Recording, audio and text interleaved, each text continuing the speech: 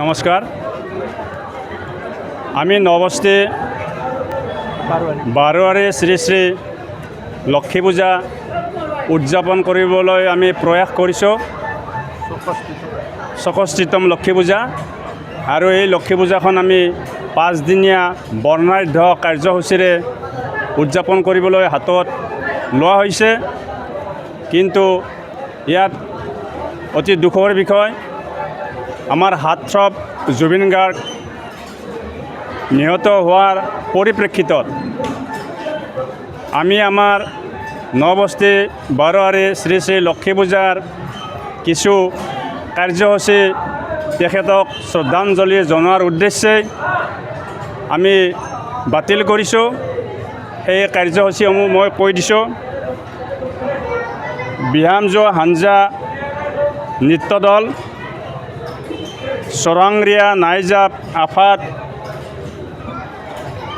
Jahnavi mini theatre, অসমীয়া নাট্য দল, বাউল সংগীত, বঙালী কৃষ্টি, সোৱনঘাটা গোৰ্খা কলা মঞ্চ, নেপালী কৃষ্টি, গড়বস্তি বোৱাৰী গ্ৰুপ ডেন্স, আদিবাসী কৃষ্টি, আমি এইসমূহ জুবিন গাৰ্গৰ শ্ৰদ্ধাঞ্জলি জনোৱাৰ উদ্দেশ্যে আমি এই কাৰ্যসূচীসমূহ বাতিল কৰিছোঁ।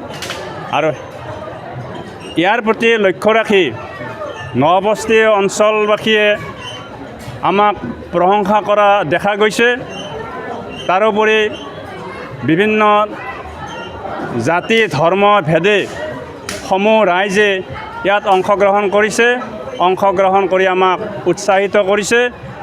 সেয়ে আমি সমূহ ৰাইজক আমাৰ তৰফৰ পৰা আমি তেখেতসকলকো ধন্যবাদ জ্ঞাপন কৰিছোঁ।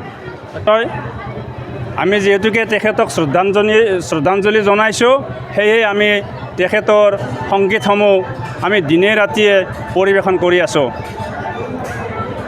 আমি এইবাৰ জুবিন গাৰ্গক সন্মান জনাই আমাৰ মঞ্চখন খালী ৰাখিছোঁ তেখেতৰ স্মৃতিৰ কাৰণে, আৰু তাত আমি তেখেতক দিনে ৰাতিয়ে বন্তি প্ৰজ্বলন কৰি সুন্দৰকৈ সজাই ৰাখিছোঁ।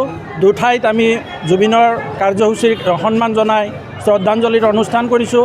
তাৰ লগতে আমাৰ থিয়েটাৰ আছে, বৃন্দাবন থিয়েটাৰ, 3টি নিশাৰ কাৰণে আমি তেখেতসকলক মাতি আনিছোঁ। তাৰ লগতে আমি ওজাপালি, বিভিন্ন ধৰণৰ আয়তীসকলৰ নাম, আৰু ইয়াৰ পিছত আমি 2জন বাহিৰৰ পৰা বিশিষ্ট নাম দলক মাতি তেখেতসকলৰ নাম পৰিৱেশন কৰাম।